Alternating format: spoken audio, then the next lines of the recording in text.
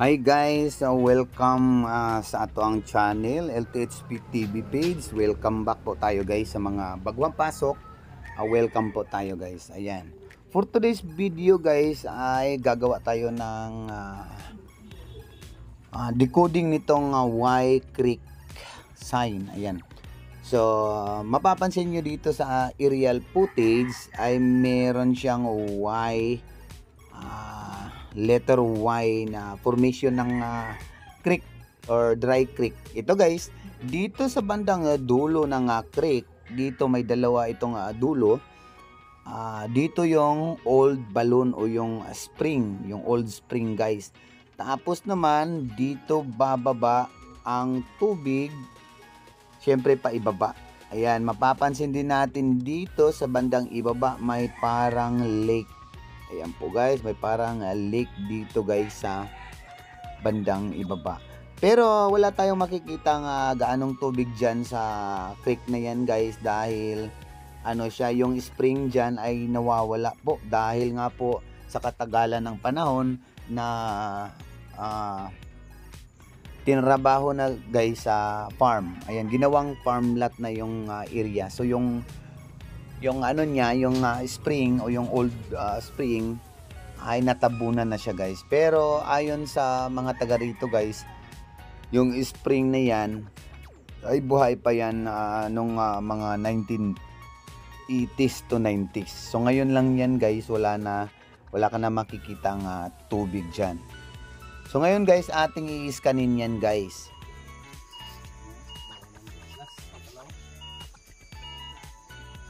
So ayan, gumamit ako ng dyan guys, Maria Technology. So makikita nyo mamaya ang resulta dyan, sa resulta ng ating image. Tapos pagkatapos ng Maria Technology, gamitan natin guys ng GPR o ground penetrating radar, kasi para po masigurado guys, dahil ito nga sabi ng may-ari pang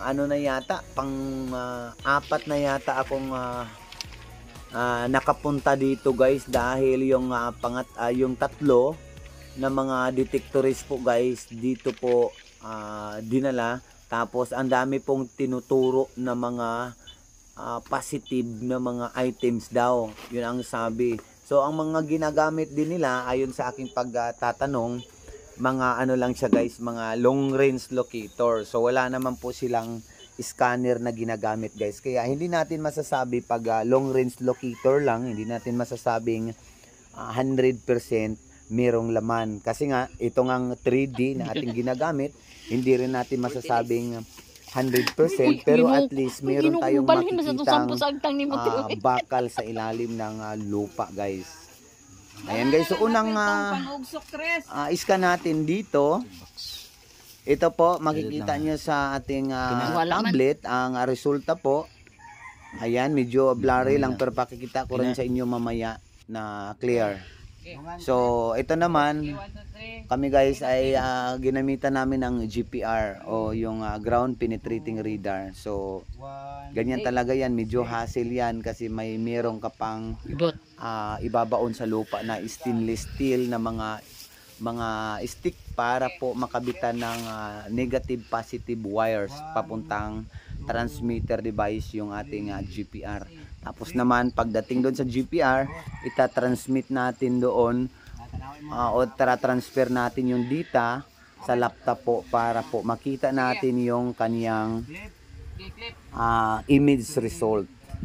So ang resulta naman guys ay halos magkapareho lang sa GPR at yung Maria Technology. Pareho lang silang merong nakikita o merong napansing kakaiba dito guys, na parang hugis box talaga siya, dahil nakita ng Maria Technology at nakita rin ng ating GPR.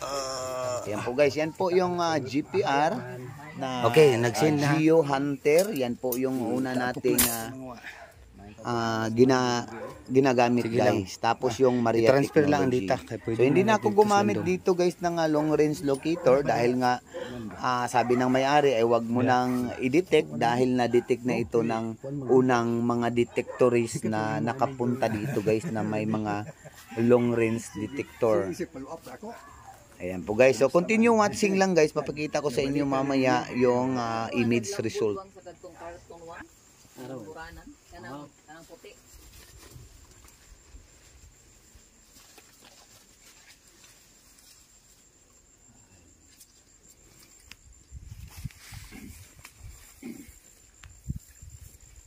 Tingpan ng balas. Mubpa na ba? Pwede mo na i-off dito Chris ba? Oh, pwede. Finish naman eh. Kita langaw. Puno gid mo sa naabli ang puntahan sa ano. Para kay puno ba dali ba? Lanaw. Bintal di ba? Kaya nagtuo mo ito. Bangag ito. Oo, nakastorya to sa buhay sa ako. Wala lang naabot ang salalong. Tama kaya. So ayan guys, ito na po yung footage ng Maria Technology. Ayan po, kung mapapansin nyo, mayroong butas dito. Ito yung hukay nila guys kasi papasok na sila sa ilalim eh. Tapos dito mapapansin natin parang meron siyang isang kahon dyan. So let's see kung ano talaga yan. Titignan natin. So ang gagawin natin dyan, i-correct natin yung ating mga maling maling performance. So pagkatapos dyan ay mag-i-interpolate tayo. Tapos lagyan natin ng hair colors para po magkaano sila guys. Tapos i-back natin. Tapos interpolate once. Ayan. So ang resulta po guys, kung makikita nyo, mapapansin nyo guys, meron siyang box formation o isang kahon na metal po siya.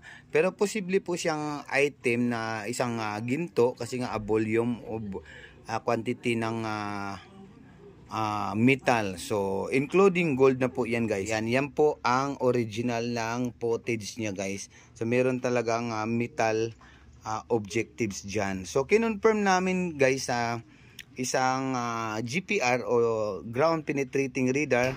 Ganon din po, meron dyan banda yung item at dito yung butas guys na binutasan ng ating ka-TH.